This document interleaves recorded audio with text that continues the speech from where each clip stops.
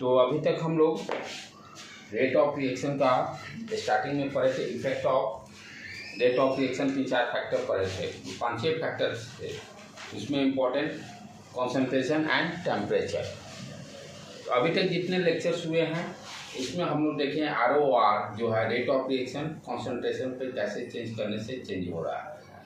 सब जगह देखिए कॉन्सेंट्रेशन का ही खेला देखे हम लोग, राइट। तो पहला अभी टोटल लेक्चर्स जितने हुए हैं उसमें हम क्या देखे हैं, रेट केमिकल रिएक्शन का स्पीड, रिएक्टेंट के कॉन्सेंट्रेशन चेंज करने के कारण कैसे चेंज हो रहा है।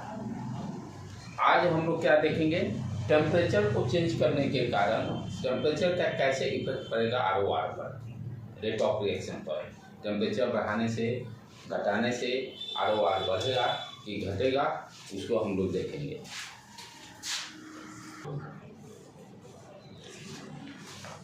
तो आज हम लोग क्या डिस्कशन करने जा रहे हैं बेटे।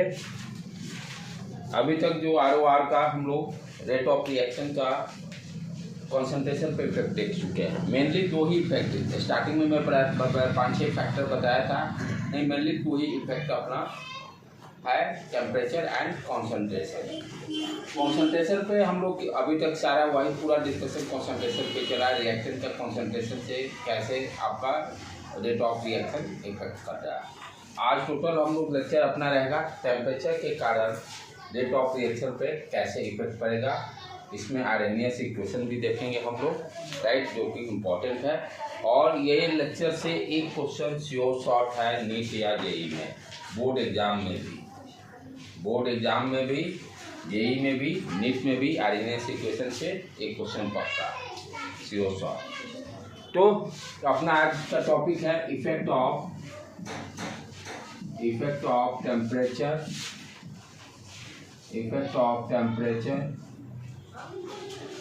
on rate of reaction,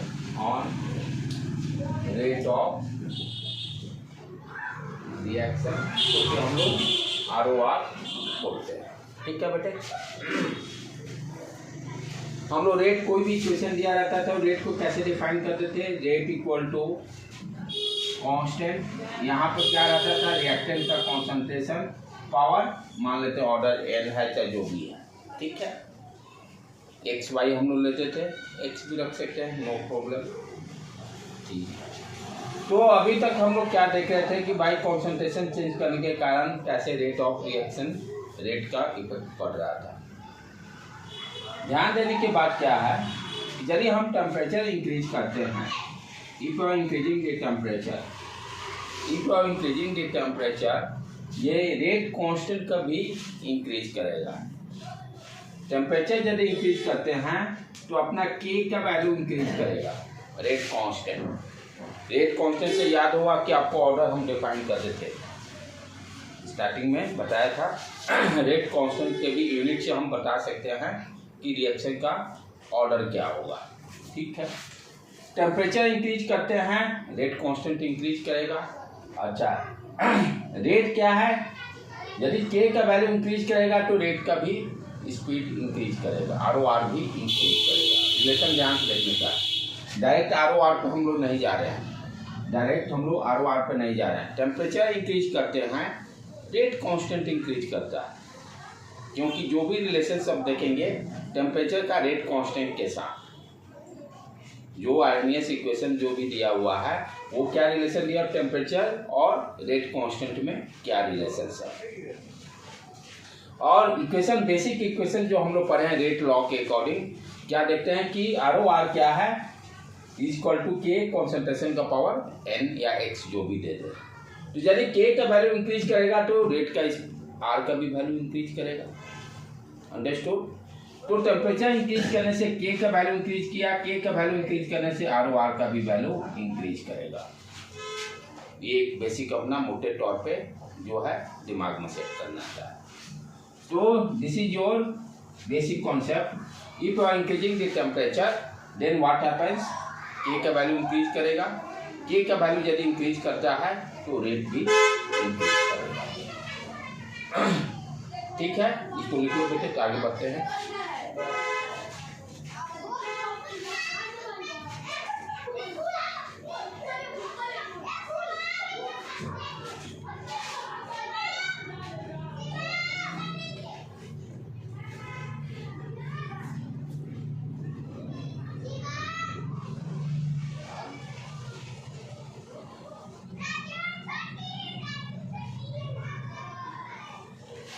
अब क्या है, मोटे तौर पर जनरली हम लोग क्या जानते हैं, जो कि प्रॉब्लम सॉल्व करने में, बेसिक प्रॉब्लम सॉल्व करने में आसानी हो जाती है। मोटे तौर पे हम क्या करते हैं कि एक्सपेरिमेंटली क्या देखा जाता है, जनरली यदि हम 10 डिग्री से टेम्परेचर इंक्रीज करते हैं, if you are increasing the temperature 10 degree C, यदि 10 डिग्री से टेम्परेचर बढ़ाते हैं तो क्या देखा गया है कि ROR rate of reaction double हो जाता है। ये जनरल मोटे तौर पे देखा गया है। क्या देखा गया है, यदि हम टेम्परेचर 10 डिग्री से बढ़ाते हैं तो ROR क्या हो जाएगा, रेट ऑफ स्पीड डबल हो जाएगा। कहने का मतलब, मान लो जैसे कोई भी आपको 25 डिग्री सी पर मान लीजिए कि आपका रेट कांस्टेंट या ROR, यदि ROR डबल होगा तो रेट कांस्टेंट भी डबल होगा। ठीक है, यदि K का वैल्यू दे रहा है जो भी यूनिट रहेगा, मान लो सेकेंड इनवर्स शायद हम लोग को लगता है फर्स्ट ऑर्डर में आ जाता है।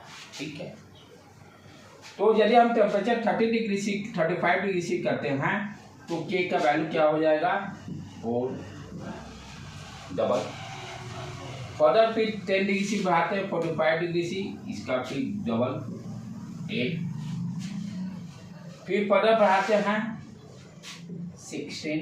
ये जनरल अपना ट्रेंड है, जनरल ट्रेंड कि every 10 degree C temperature increase करने पर हम क्या देखते हैं, रेट कांस्टेंट या ROR डबल हो जाता है।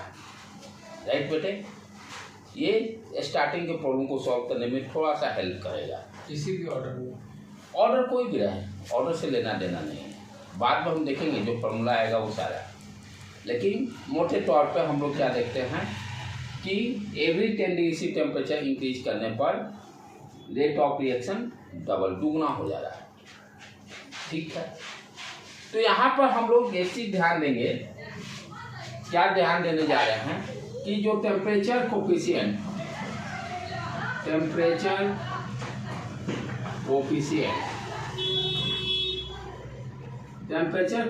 को कैसे हम डिफाइन करें, टेम्परेचर कोफिशिएंट को कैसे हम लोग डिफाइन कर रहे हैं, K T + 10 degree C upon KT। Temperature coefficient basically क्या है, दो टेम्परेचर का रेट कांस्टेंट का रेशियो है।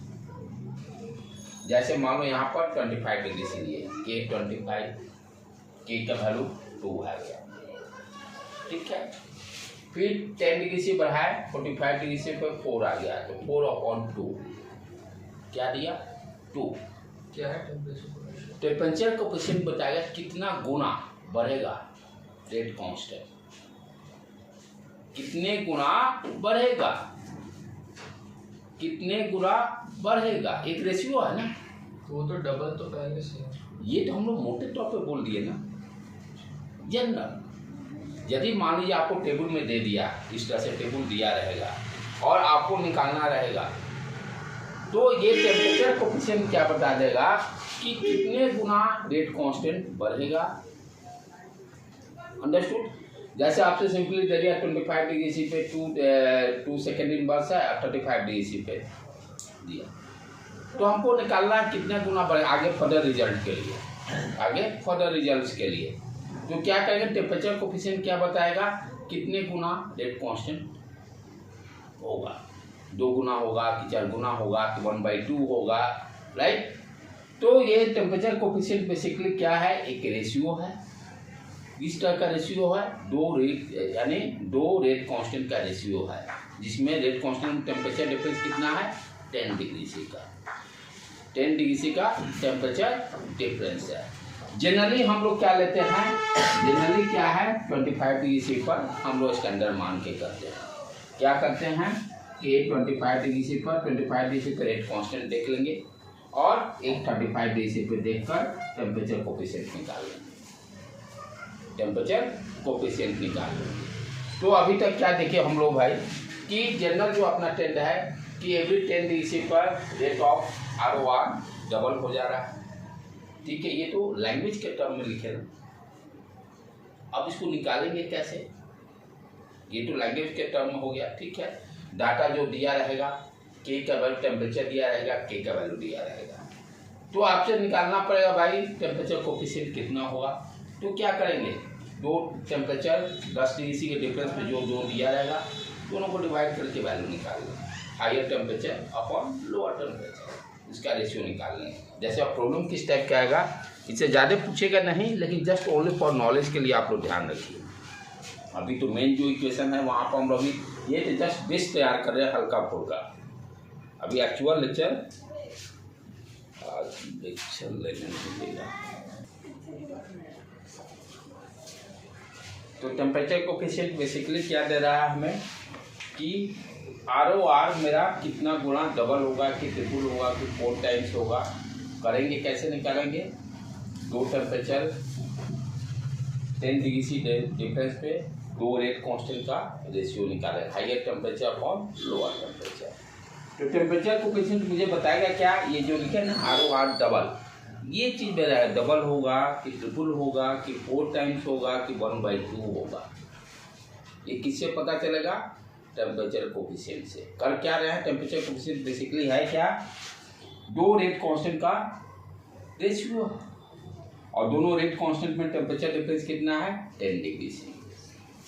जनरली हम लोग जो स्टैंडर्ड लिया गया है 25 डिग्री सी पे ले लेते हैं रेट कांस्टेंट, और दूसरा वाला 35 डिग्री सी पे, दोनों का रेशियो निकालकर टेम्परेचर कोफिशिएंट से मुझे मालूम चल जाएगा ROR डबल होगा कि ट्रिपल होगा, क्या कितने रेट कितने गुना बढ़ेगा या घटेगा, जो भी है वो चीज़ें टेम्परेचर कोफिशिएंट से हमें मालूम चल जाएगा। जैसे मान लो फॉर एग्जाम्पल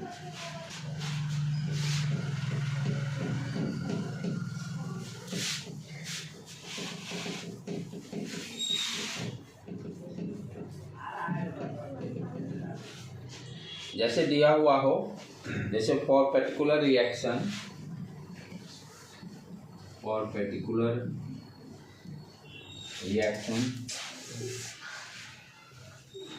ज़्यादा ही करता है sir.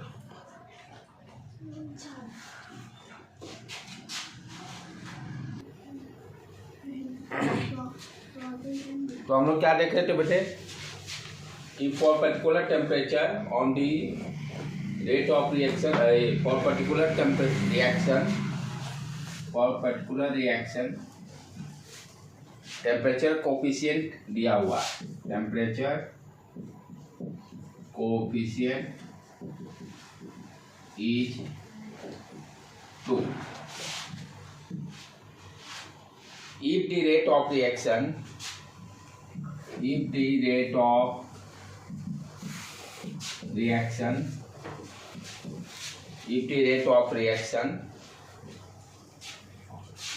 at 20 degree C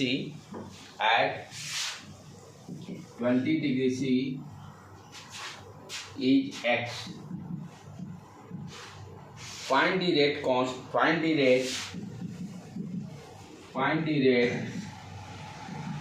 at 100 degree C. ठीक है बेटे। तो क्या दिया हुआ, टेम्परेचर कोफिशिएंट दिया हुआ है, यानी रेट कितने गुना बढ़ेगा, 2 टाइम्स दे रहा है, 2 टाइम्स रेट बढ़ते जा रहा है। 20 डिग्री सी पर रेट क्या दे रहा है, X है। 20 डिग्री सी पर रेट क्या है, X है, ठीक है। अल्फा देने का मतलब क्या हो गया, 10 डिग्री सी पे बता रहा है कि रेट कांस्टेंट कितने से बढ़ेगा। तो ये 2 देने का मतलब यदि 30 डिग्री सी टेम्परेचर करते हैं तो ये रेट कांस्टेंट कितना हो जाएगा, 2x, rate constant 2x, right. 2 दे रहा है, अल्फा का वैल्यू 2, क्लियर है बेटे। उसी तरह से 40 डिग्री सी पे जाएंगे, फिर डबल। सर क्वेश्चन नहीं समझ क्या लिखा, क्वेश्चन क्या दिया हुआ, अल्फा का वैल्यू टेम्परेचर कोफिशिएंट दिया हुआ है, टेम्परेचर कोफिशिएंट देने का मतलब कितने गुना रेट बढ़ेगा 10 डिग्री सी बढ़ाने पर, कितना दिया हुआ 2, और इनिशियल 20 डिग्री सी पर दे दिया है कि रेट कितना है, x है। k का वैल्यू एट 20 डिग्री सी पर x दे दिया, तो 2 क्या है, वही तो बता रहे temperature coefficient rate constant 10 degree C बढ़ाने पे कितना गुना होगा। अच्छा टेम्परेचर कोफिशिएंट। हाँ टेम्परेचर कोफिशिएंट क्या बताता है, एवरी 10 डिग्री सी बढ़ाने पर रेट कितने गुना होगा। तो 2 देने का मतलब डबल हो जाएगा। तो जब 20 डिग्री सी था तो x 30 डिग्री सी हो गया तो x का डबल।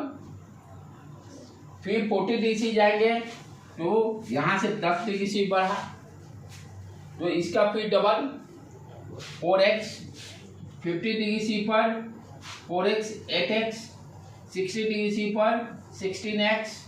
70 डिग्री सी पर 32x। 80 डिग्री सी पर 64x और 90 डिग्री सी पर कितना 128x और 100 पर 256x। ठीक है बेटे।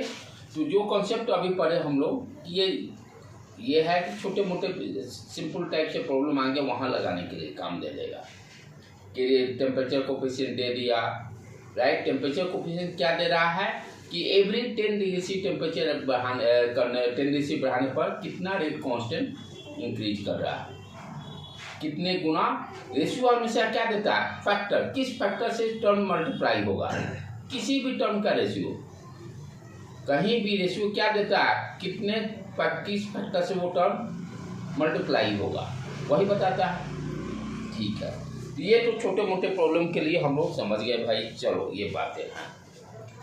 अब एक्यूरेट रिलेशन क्या हुआ के और टेम्परेचर के बीच में, रेट कांस्टेंट और टेम्परेचर के बीच में एक्चुअल रिलेशन क्या है, और उस रिलेशन को कौन दिया है, आर्हेनियस इक्वेशन के द्वारा हम लोग डिफाइन करते हैं। आर्हेनियस इक्वेशन हमें देता है कि रेट कांस्टेंट और टेम्परेचर के बीच में क्या रिलेशन है।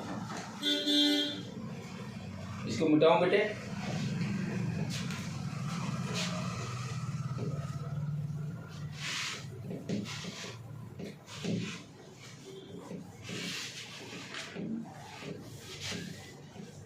तो रिलेशन बिटवीन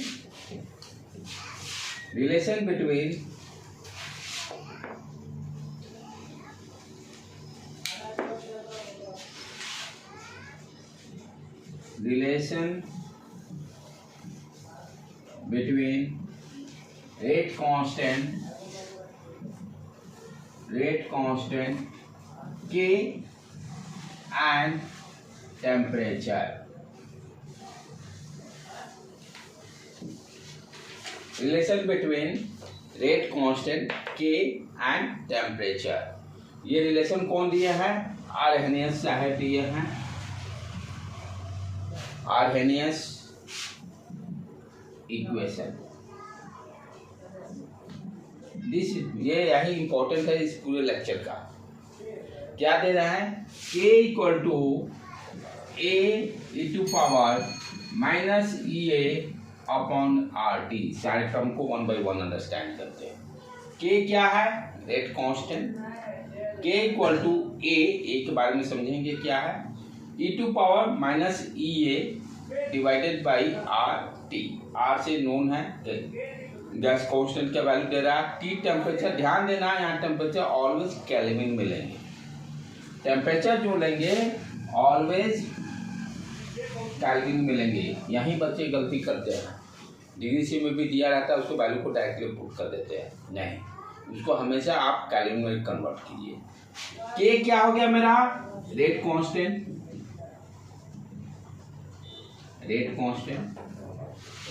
ए क्या है, फ्रीक्वेंसी फैक्टर या आर्हेनियस कांस्टेंट भी बोलते हैं। ए क्या हो गया, फ्रीक्वेंसी फैक्टर, कांस्टेंट टर्म है। फ्रीक्वेंसी फैक्टर या आर्हेनियस कांस्टेंट भी इसको बोलते हैं, आर्हेनियस कांस्टेंट। प्रॉब्लम में आर्हेनियस फ्रीक्वेंसी फैक्टर से भी क्वेश्चन पूछ देता है, इसलिए दोनों टर्म जानिए, ज़्यादा यही पूछता है। फ्रीक्वेंसी फैक्टर ए क्या है, एक कांस्टेंट टर्म है जिसका नाम दिया गया फ्रीक्वेंसी फैक्टर या आर्हेनियस कांस्टेंट। ठीक है, ये क्या है, ये नाम चुने हैं, इसको अंडरस्टैंड करेंगे। एक्टिवेशन एनर्जी, ये इसके बारे में थोड़ा सा आज देखेंगे। एक्टिवेशन एनर्जी क्या होता है, एक्टिवेशन एनर्जी, ये हो गया एक्टिवेशन एनर्जी। आर क्या हो गया, गैस कांस्टेंट, गैस कांस्टेंट जिसका वैल्यू होगा 8.314 जूल पर मोल। ये वैल्यू नहीं दिया रहेगा, याद रखना होगा, 8.314 जूल पर मोल, 8.314 जूल पर मोल। और टी टेम्परेचर इन केल्विन मिलेंगे, टी टेम्परेचर इन केल्विन मिलेंगे।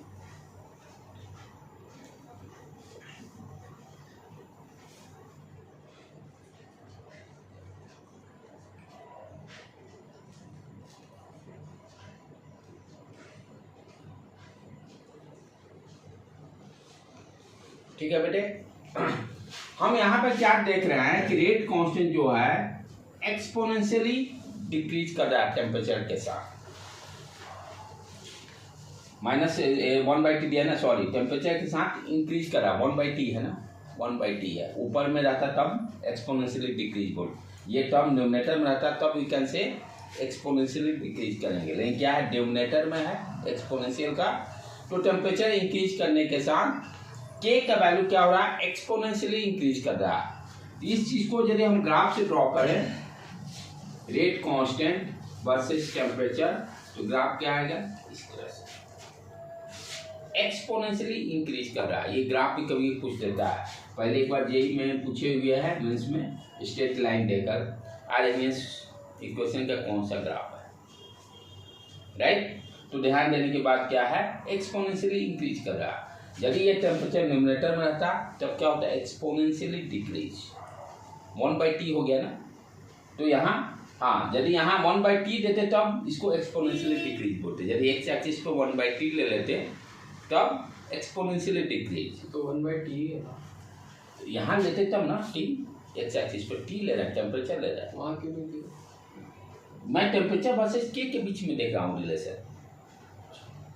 यदि इसी ग्राफ को मैं इस तरह से कर दूं, वेरिएबल चेंज कर दूं के 1/t, यानी अब क्या हो गया, ये 1/t वेरिएबल ले लिए, अब यहाँ पे क्या हुआ, एक्सपोनेंशियली डिक्रीज, इनपुट जैसा दीजिएगा उसके हिसाब से आउटपुट आ जाएगा, राइट बेटे। तो हम क्या देख रहे हैं भाई, ग्राफ किस तरह का है, एक्सपोनेंशियली टेम्परेचर के साथ रेट कांस्टेंट इंक्रीज कर रहा है। शुरुआत में भी हम लोग पढ़े थे कि टेम्परेचर बढ़ाते हैं तो रेट कांस्टेंट का वैल्यू इंक्रीज कर रहा था, इतना सिर्फ जानते थे, लेकिन कैसे इंक्रीज करता है, एक्सपोनेंशियली इंक्रीज करता है। तो ऑब्जेक्टिव में डाल देगा कि रेट कांस्टेंट जो है टेम्परेचर के साथ कैसे वैरी कर रहा है, लिनियरली, एक्सपोनेंशियली इंक्रीज कर रहा है, एक्सपोनेंशियली डिक्रीज कर रहा है, लाइक दैट। ठीक है, तो हम लोग क्या देखें, इसी का यदि ग्राफ ड्रॉ करते हैं तो एक्सपोनेंशियली इंक्रीज करता है टेम्परेचर के साथ।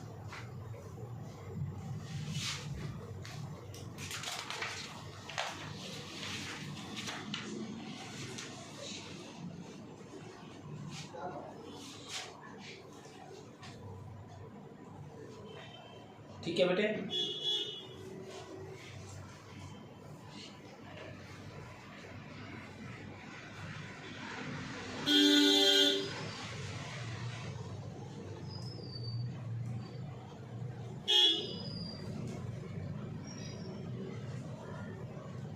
मिटाऊं मैं। अब थोड़ा सा हम लोग डेप्थ में नॉलेज देखना है कि जो केमिकल रिएक्शन हो रहा है वो एक्चुअल में कैसे हो रहा है। रिएक्टेंट जो कि ऑलरेडी हम लोग कल मॉलिक्यूलर थ्योरी में मॉलिक्यूलरिटी के लिए ऑर्डर निकालने में इस चीज़ को समझे हैं कि दो रिएक्टेंट जो होते हैं क्या करते हैं, कोलिजन करते हैं। मॉलिक्यूलरिटी निकालने में हम लोग क्या देखे थे, कितने नंबर ऑफ मोल्स रिएक्टेंट का ए और बी दोनों कोलाइड कर रहा है। स्टोइकोमेट्रिक नंबर ऑफ मोल्स से हमको मतलब रहता था मॉलिक्यूलरिटी में, ऑर्डर में निकालने में, रेट का ऑर्डर निकालने में उसकी जरूरत नहीं थी, ये ध्यान देने की बात। कल और क्या अच्छी बात देखे थे कि सिंगल स्टेप रिएक्शन को कैसे चेक करते हैं। यदि आपका रेट लॉ का के ए का पावर एक्स या बी का पावर वाई, एक्स और वाई के वैल्यू स्टोमेट्रिक रिएक्टेंट के वैल्यू के बराबर होगा तो सिंगल स्टेप या एलिमेंट्री रिएक्शन उसको बोलते हैं। तो कल थोड़ा सा इसमें हम स्लाइटली क्या देखे थे कि जो रिएक्टेंट हैं, रिएक्टेंट बेसिकली कैसे करते हैं, कॉलिजन थ्योरी इसमें इन्वॉल्वमेंट रहता है। और इस टर्म को कल भी इंट्रोड्यूस किए थे कि कॉलिजन किस तरह का होना चाहिए, इफेक्टिव होना चाहिए।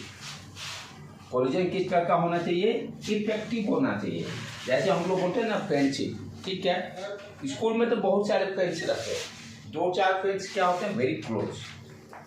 बट ये नहीं होता कि सारे कोई भी फ्रेंड्स मिले, फ्रेंड्स जो मिलते हैं हाय हेलो सबके साथ करते हैं, किसी को किनारे कट करके निकलने ज़्यादा मतलब नहीं। लेकिन ये अच्छा कोई जो है जो गुड फ्रेंड्स है उस वहाँ पे क्या हो रहा है, हेड ऑन कॉलिजन हो रहा है, गुड फ्रेंड्स।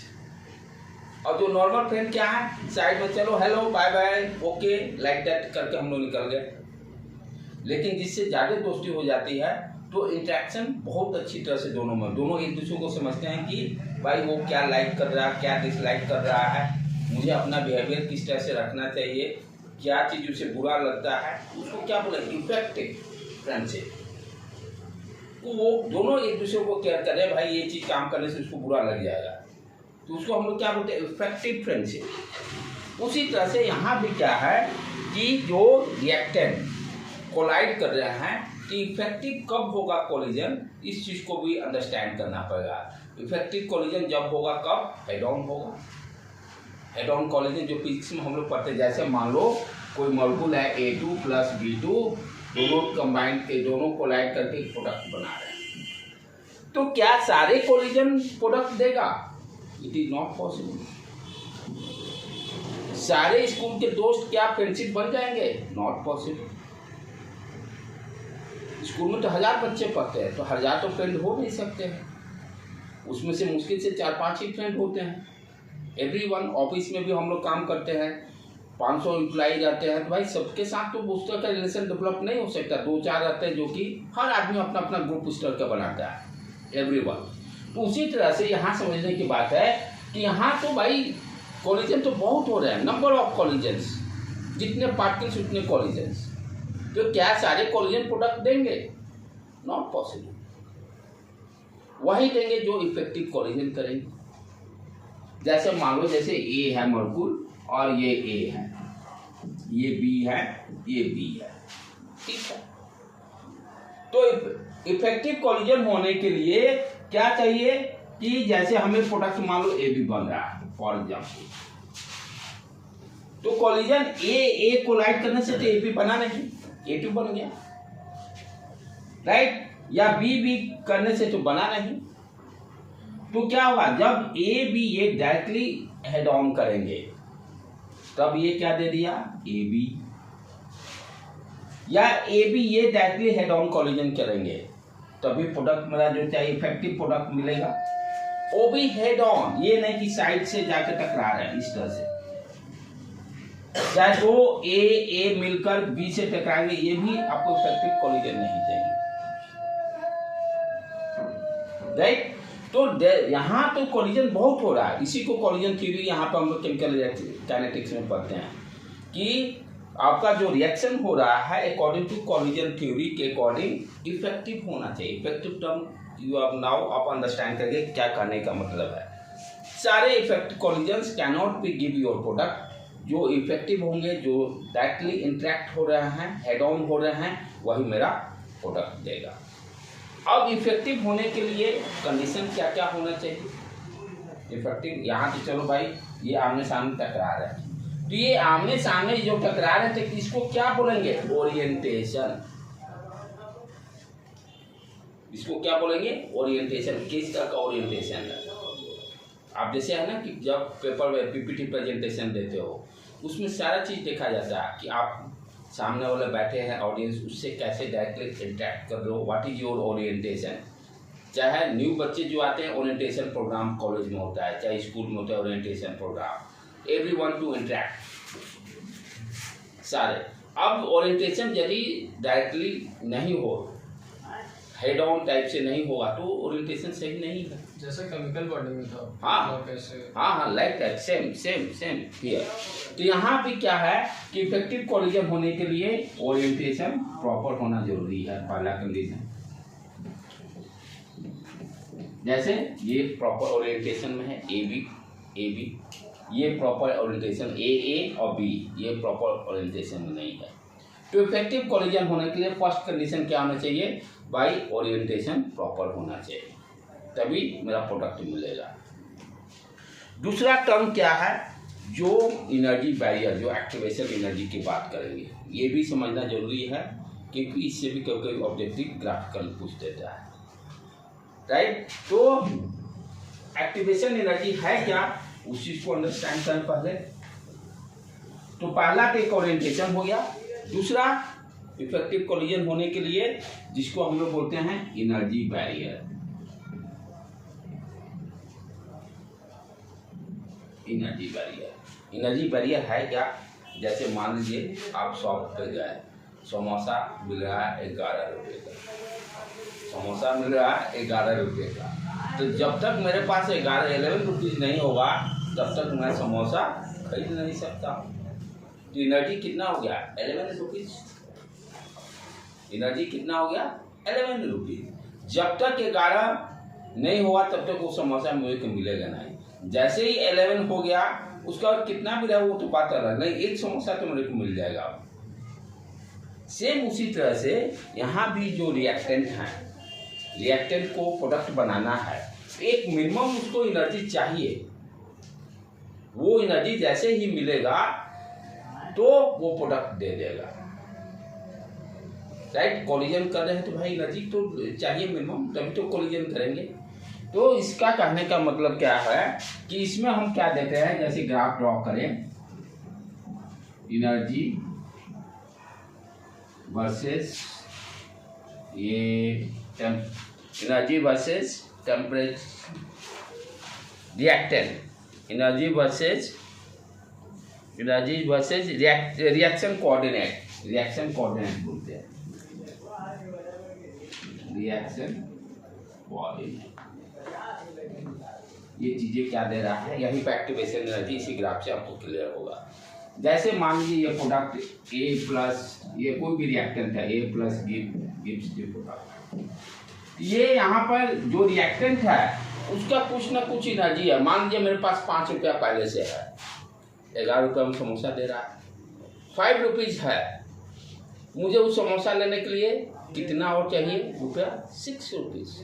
तो ये नहीं कि जीरो है मेरे पास, कुछ पैसे हैं, एंड मिनिमम एनर्जी अब रिएक्टेंट है तो कुछ उसके पास एनर्जी है, जीरो तो एनर्जी होगा नहीं। उसी तरह से मेरे पास ये मैं जीरो नहीं है, कुछ पैसे हैं मेरे पास, लेकिन 11 रुपीज़ लाने के लिए अब कितना पैसा और ऐड करना पड़ेगा, वही कहलाएगा एक्टिवेशन एनर्जी। मान लीजिए 5 रुपीज़ है आपके पास, 11 रुपीज़ का समोसा है, तो 6 रुपीज़ जब कोई देगा वो 6 रुपीज़ क्या होगा, एक्टिवेशन एनर्जी। 6 रुपीज़ क्या हो गया, एक्टिवेशन एनर्जी।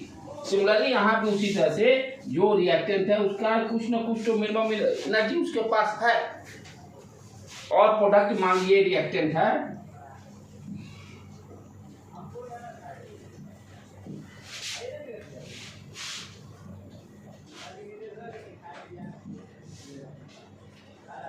ये रिएक्टेंट है, ये मान लीजिए आपका प्रोडक्ट है, ठीक है। तो रिएक्टेंट को मान लीजिए ये यहाँ पर मेरा 11 रुपीज़ का लेवल है एनर्जी का, ठीक है। तो 11 रुपीज़ का ये बैरियर है, तो ये एनर्जी मान लीजिए मुझे 5 रुपीज़ या 5 जूल एनर्जी, फॉर एग्जाम्पल इसको 11 जूल मान लेते हैं। तो पहले क्या हुआ, रिएक्टेंट को ये एनर्जी यहाँ ये मिलना जरूरी है। जब तक ये एनर्जी नहीं मिलेगा तब तक प्रोडक्ट मेरा बनेगा नहीं। एक बार जैसे ही मुझे 11 रुपया मिल गया, उसके बाद एक समोसा मुझे तो मिल जाएगा, ठीक है। उसके बाद मान लो पैसे ज़्यादा हैं तो हाफ समोसे के भी चांसेस कहीं बन जाए, आधा 5 रुपीज़ है, शुरू में तो देगा नहीं। तो जैसे ही ये एनर्जी मिला रिएक्टेंट को, वो क्या किया, एक मैक्सिमम एनर्जी यानी कितना ये एनर्जी इसको चाहिए भाई, इतना एनर्जी आप दोगे तभी हम प्रोडक्ट मेरा बनेगा। तो एक्टिवेशन एनर्जी कैसे हम लोग डिफाइन करते हैं, राइट डाउन ये, इसके बाद ये क्या हुआ, प्रोडक्ट आपका बन गया। तो ये लेवल जो है, this level EA, this is called activation energy. कितना हर केमिकल रिएक्शन के लिए एक्टिवेशन एनर्जी डिफाइंड रहेगा भाई, इतना एनर्जी मिले जब मिलेगा। और कोलिजन इफेक्टिव कोलिजन होने के लिए मान लीजिए 40 जूल चाहिए, और 40 जूल चाहिए, पहले से देखना पड़ेगा रिएक्टेंट के पास एनर्जी कितना है। 25 जूल पहले से है तो 15 जूल दे देंगे तो रिएक्शन हो जाएगा। तो जिस तरह से आपका इफेक्टिव कोलिजन होने के लिए पहले ओरिएंटेशन जरूरी है, उसी तरह से ये activation energy is also important, तभी मेरा प्रोडक्ट मिलेगा। सेकंड जो पॉइंट है, इसमें कैटलिस्ट कुछ रोल प्ले करेगा। कैटलिस्ट खाली स्पीड फास्ट करेगा, डायरेक्ट प्रोडक्ट नहीं बनाएगा। नहीं, डायरेक्ट नहीं बनाएगा। कैटलिस्ट क्या करेगा, स्पीड को बढ़ाएगा बस, कैटलिस्ट का और कोई काम नहीं है। जो रेट है, रेट का स्पीड बढ़ा देगा। ठीक है बेटे, तो यहाँ पर हम लोग क्या देख रहे हैं, एक्टिवेशन एनर्जी EA को कैसे डिफाइन करेंगे। Activation energy is the minimum energy, activation energy is the minimum energy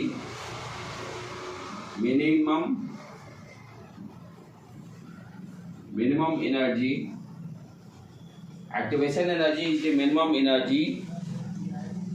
amount of energy कर दो यहाँ पे, minimum amount of energy that should be given to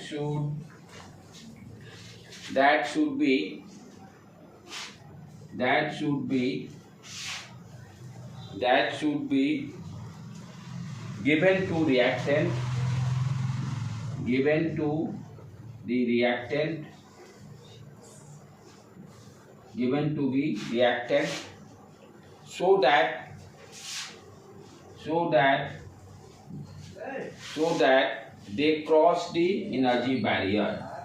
so that they cross the energy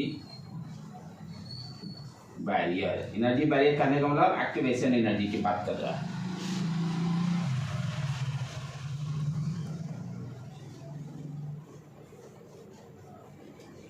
reactant को इतना minimum energy आप दीजिए कि so that वो जो एक्टिवेशन एनर्जी है उसको अटेंड कर ले और उसके बाद प्रोडक्ट बना दे। तो activation energy is the minimum amount of energy that should be given to reactant. Reactant को देते हैं एक minimum amount of energy so that they cross the barrier, energy barrier. ये जो एनर्जी बैरियर है उसको क्रॉस कर जाए, इसको हम लोग एक्टिवेशन एनर्जी बोलते हैं। तो एवरी रिएक्टेंट का ऐसा नहीं हो कि जीरो एनर्जी रहे, कुछ ना कुछ तो एनर्जी रहेगा उसके पास। अब हर केमिकल रिएक्शन के लिए एक्टिवेशन एनर्जी अलग अलग रहेगा, हर के लिए अलग अलग रहेगा।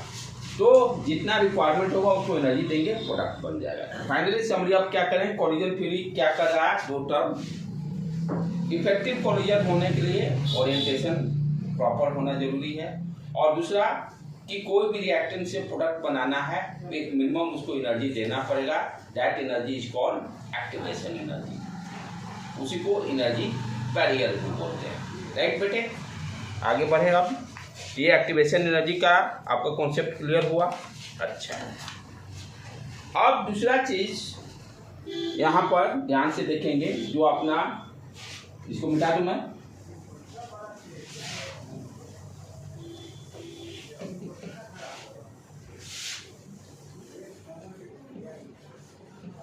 जो अपना आर्हेनियस इक्वेशन आया, कुछ उसको हम लोग ग्राफिकली भी समझाते हैं कि कैसे इक्वेशन आया होगा। जो आर्हेनियस साहब लिखे अपना k = a e⁻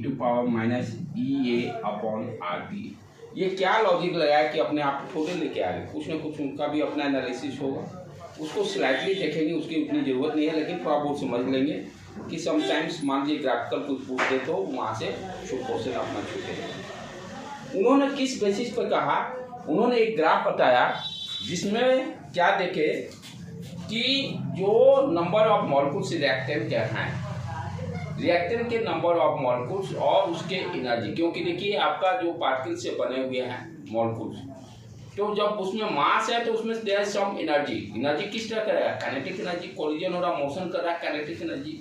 तो एक उन्होंने ग्राफ क्या दिया कि number of molecules versus kinetic energy का। नंबर ऑफ मॉलिक्यूल्स, इतने मॉलिक्यूल होंगे तो उसका काइनेटिक एनर्जी इतना होगा, इतने मॉलिक्यूल्स होंगे तो उसका काइनेटिक एनर्जी इतना होगा, राइट। उस ग्राफ को देखकर अपना कैलकुलेशन ये फॉर्मूला को दिया है।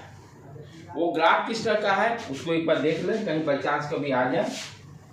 तो ग्राफ किसके बीच में है, फ्रैक्शन ऑफ मॉलिक्यूल्स, यानी कितने मॉलिक्यूल्स हैं, इतने मॉलिक्यूल्स का इतना काइनेटिक एनर्जी होगा, इतने मॉलिक्यूल, क्योंकि मॉलिक्यूल्स क्या है उनका मास डिफाइंड रहेगा, स्मॉल पार्टिकल से बने हुए हैं। अच्छा, कोलिजन कर रहे हैं तो डेफिनेटली उसमें एनर्जी किस तरह का रहेगा, काइनेटिक एनर्जी रहेगा। तो हम लोग एक ग्राफ देखेंगे, फ्रैक्शन ऑफ मॉलिक्यूल्स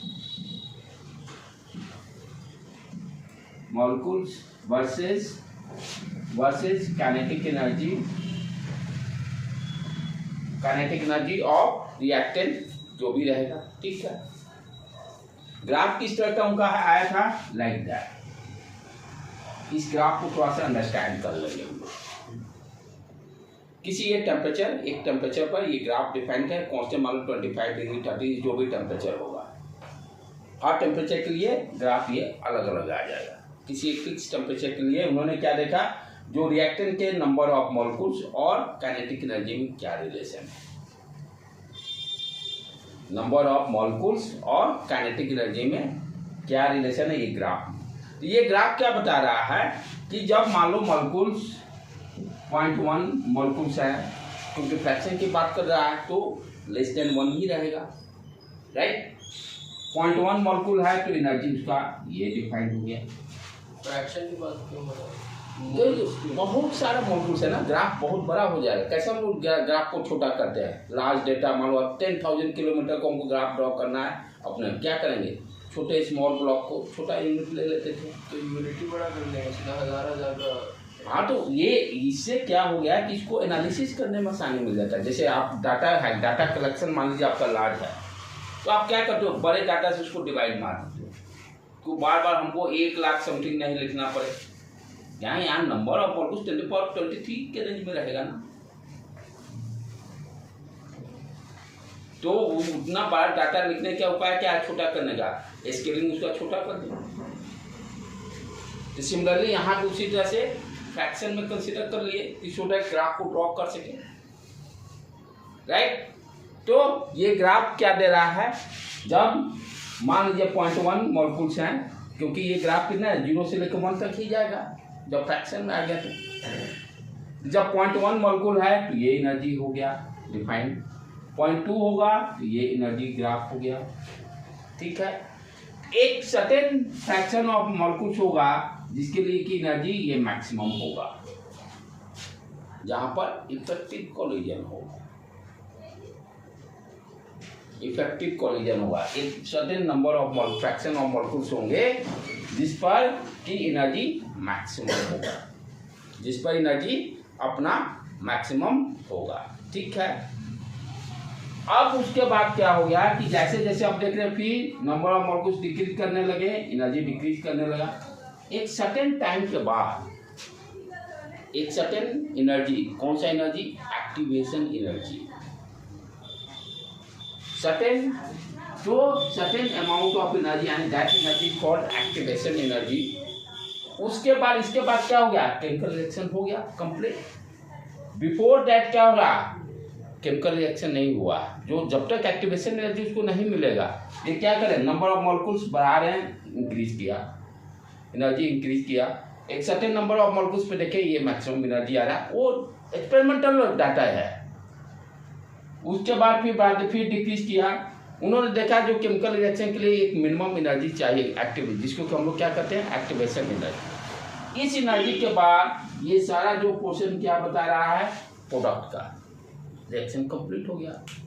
अब यहाँ से उन्होंने क्या देखा कि जो बैरियर है, यानी ये क्या है, एनर्जी बैरियर, जो अभी जस्ट बिफोर डिफाइन किए हैं। तो एनर्जी बैरियर में और रिलेशन क्या इन्होंने डिफाइन किया, energy barrier is directly proportional to e to power minus E. इस पर ज़्यादा फोकस नहीं करना, जस्ट एक लाइन लिखकर मैं इसको छोड़ दूंगा कि ग्राफ इस तरह का दे दिया, कभी तो आप लोग कंफ्यूज मत हो, ये है क्या ग्राफ,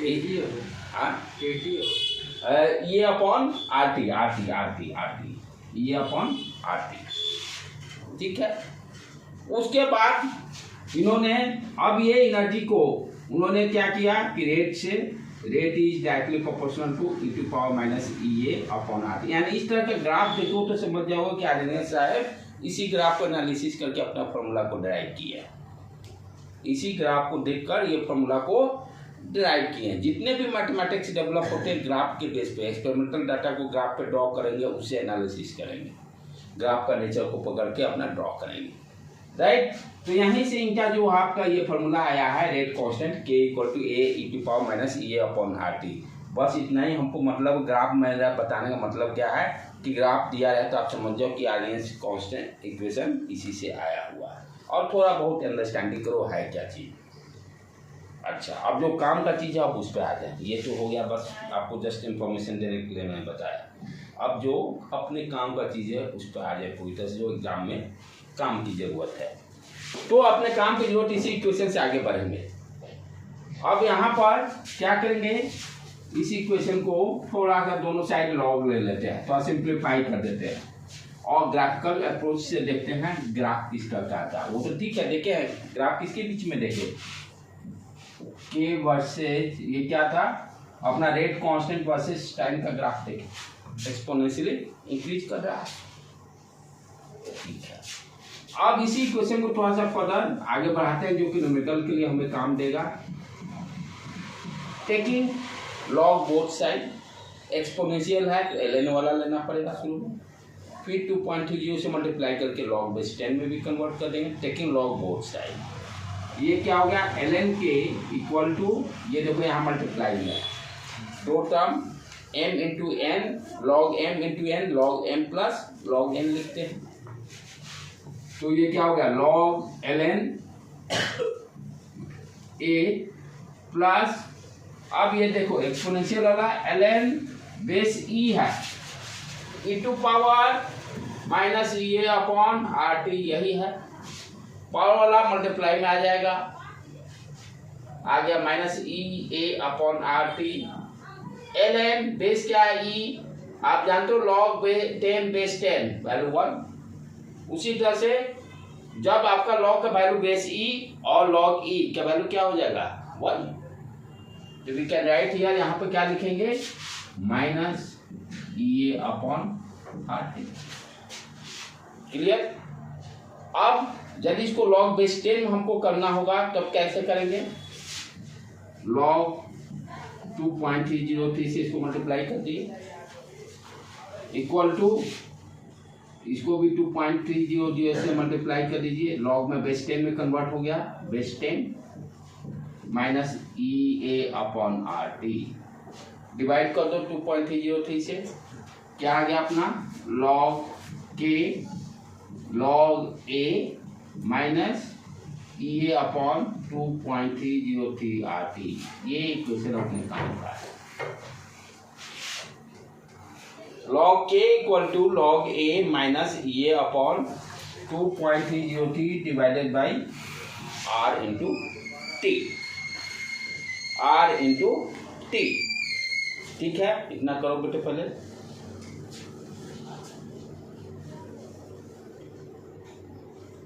ये तो करते आ रहे हैं शुरू से, फर्स्ट और सेकंड में ये सब काम करते ही आ रहे हैं, उसी चीज को यहाँ भी कर रहा है।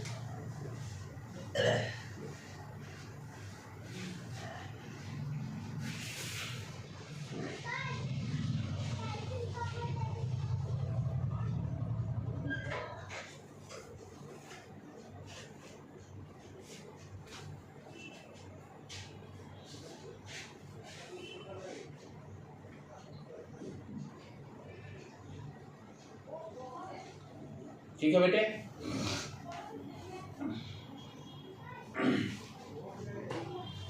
मेन इक्वेशन याद रखिए, ये सब ये पता है, थोड़ा सा मैथ्स में आप ठीक ठाक रहिए तो फटाक से नहीं भी आ गया।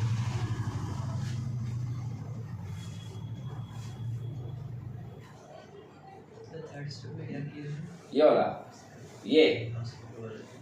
ये टेकिंग ये क्या किए लॉग बोथ साइड लिए ln के इधर लेफ्ट हैंड साइड इधर क्या है दो टर्म का मल्टीप्लाई है ना log m into n log m plus log n होता है यहाँ दो टर्म a इंटू एक्सपोनेंशियल वाला तो ये ln a हो गया और यहाँ देखो एक्सपोनेंशियल वाला लिखे थे कहाँ गया हाँ ये log base e to power minus e upon RT power है पावर मल्टीप्लाई में आ गया और ln बेस e ये 1 हो जाएगा।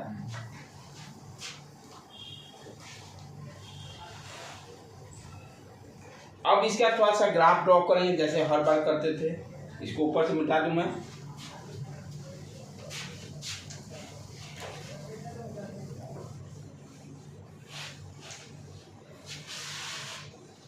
तो अपना इक्वेशन क्या आ गया बेटे log k log a ये क्या है frequency factor minus E A upon 2.303 R3।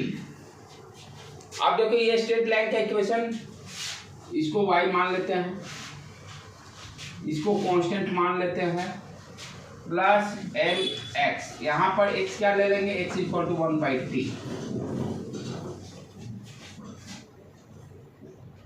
ठीक है वेरिएबल क्या ले लिए 1/t ग्राफ ड्रॉ करेंगे log k वर्सेस 1/t के बीच में log k versus y axis पे क्या आ जाएगा इधर y एक्सिस में क्या है log k तो log k ले लेंगे इधर वेरिएबल 1/t ले लेंगे तो ये x एक्सिस पर 1/t दे दिए। अब आराम से स्ट्रेट लाइन का equation c constant y axis पे कहाँ कट कर रहा है log a पर तो ये हो गया पॉइंट log a राइट और स्लोप क्या हो गया m इक्वल टू ये अपॉन माइनस के साथ m स्लोप इसी लाइन का क्या हो गया m equal to tan theta equal to minus E A upon 2.30 r जो कांस्टेंट टर्म वेरिएबल के बाद ये कांस्टेंट टर्म बच रहा है y equal to M X n का वैल्यू क्या है इसको एनालॉगी कंपेयर कीजिए 1/t इक्वल टू x बच गया जो टर्म वो n के बराबर हो गया ये है ना minus E A upon 2.303 r into 1/t ये क्या दे दिया m ये ग्राफ जानना बहुत जरूरी है क्योंकि यहाँ से आप m का वैल्यू स्लोप दिया रहेगा कहेगा एक्टिवेशन एनर्जी का वैल्यू निकालिए टेम्परेचर भी दिया रहेगा टेम्परेचर भी गिवन रहेगा यहाँ पर स्लोप क्या आ गया माइनस ये अपॉन 2.303 r यदि ये मान लिया दे दिया ग्राफ देकर 60 degree log a versus 1/t ठीक है ग्राफ डॉट कर दिया और आपसे कहा कि फाइंड दी एक्टिवेशन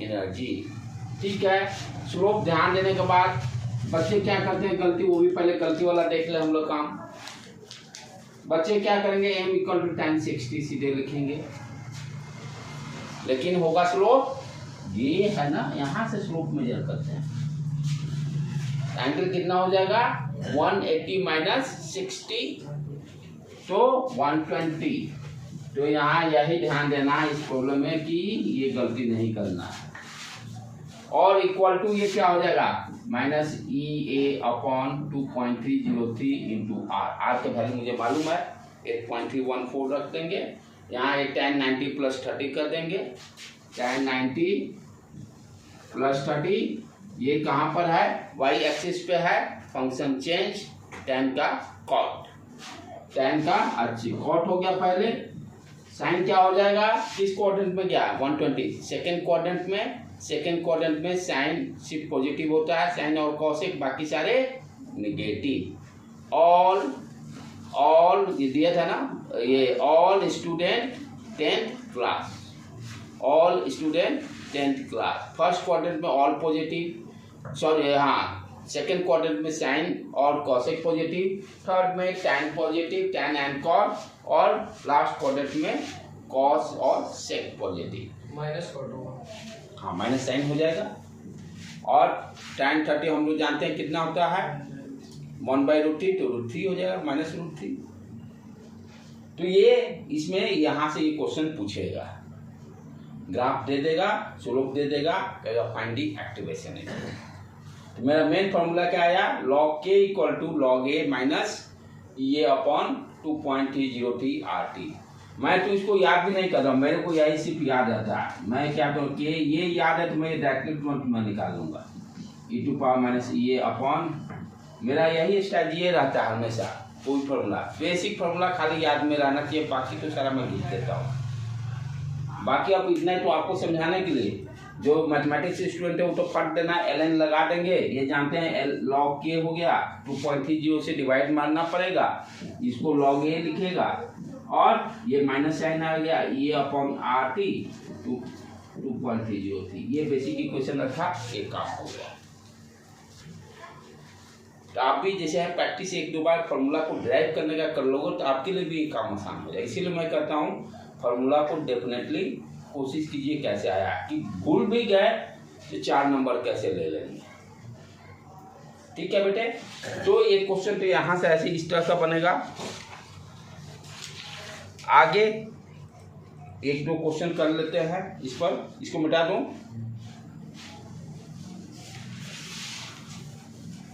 तो यहाँ पर साइड में फॉर्मूला लिख लेते हैं अपना, log k = log a minus EA/RT × 2.303 like that. ठीक है, यही है। ए हो गया आपका फ्रीक्वेंसी फैक्टर, ये हो गया activation energy, R gas constant, इसका वैल्यू ले लेंगे 8.314 जूल पर मोल, और टेम्परेचर हमेशा केल्विन में लेंगे, ये ध्यान देने की बात है। ठीक है, जैसे for nth order reaction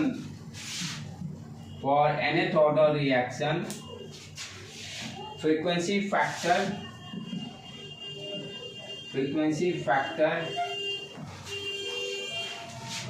is 100, frequency factor दिया हुआ है 100 है। ठीक है, एंड एक्टिवेशन एनर्जी भी दिया हुआ है, and activation energy is 19137 joule per mole. ठीक है, फाइंड द रेट कांस्टेंट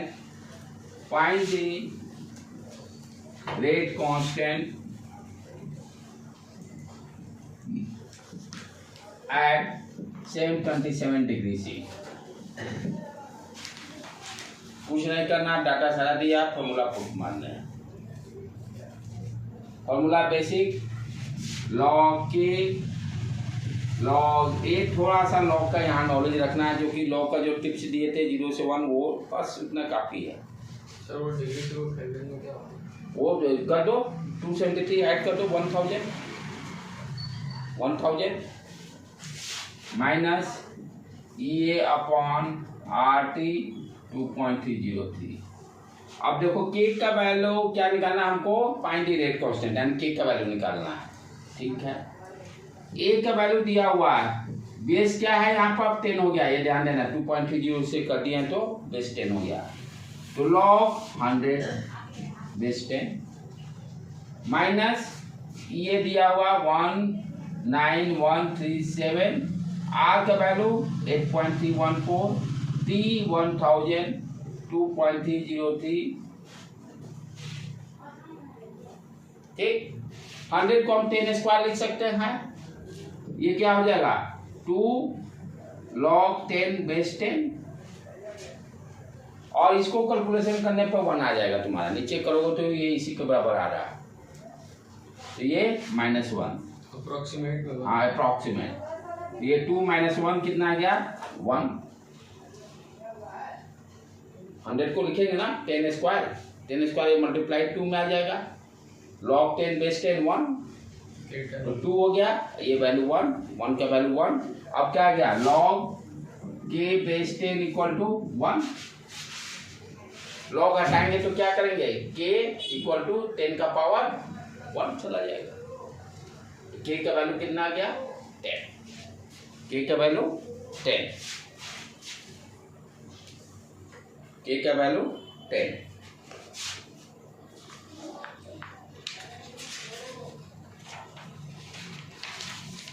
उसी तरह से देखो, ये भी आसान है थोड़ा सा, जो हम लोग जीरो ऑर्डर पर है उसको भी देख लेंगे, हल्का से एक क्वेश्चन और देख कर लेते हैं, तब क्लास एंड करते हैं।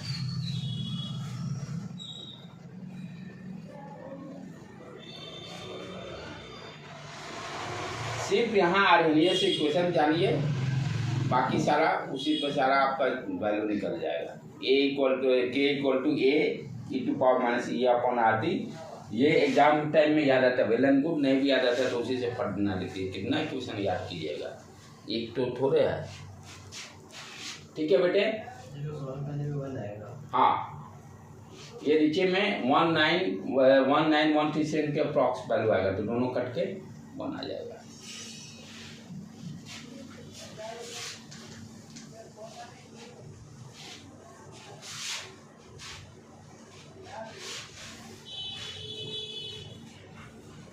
तो ऑब्जेक्टिव में दिया रहेगा 10, 100 लाइक दैट, जो आएगा उसको टिक मार्क करेंगे। Next question, for first order reaction,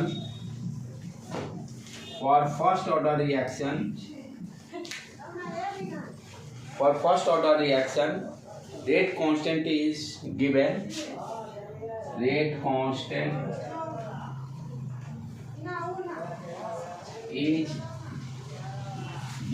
क्या दिया हुआ रेट कांस्टेंट किसके लिए, फर्स्ट ऑर्डर रिएक्शन के लिए। फर्स्ट ऑर्डर रिएक्शन के लिए आपका यूनिट सेकेंड इनवर्स यही होता है, हाफ टाइम उसमें कांस्टेंट होता है 0.693 डिवाइडेड बाई के।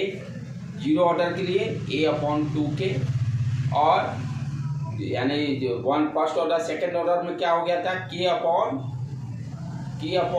1 डिवाइडेड बाई कॉन्सेंट्रेशन आया था ना, जो भी कॉन्सेंट्रेशन a रहता है, राइट। तो जीरो और फर्स्ट ऑर्डर तो कम से कम पक्का रखिए। तो यहाँ पर क्या दिया, for first order reaction rate constant is given, k का वैल्यू दिया है log k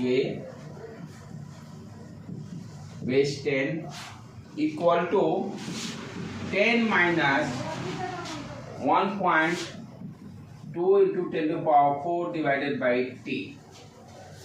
ऑलमोस्ट देखिए तो आपका आर्हेनियस इक्वेशन जैसा ही दे दिया है, ठीक है। Find the temperature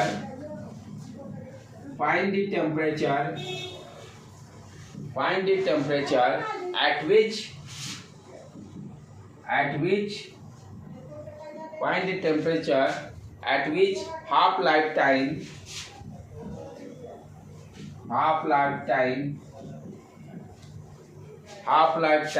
is 17 minute।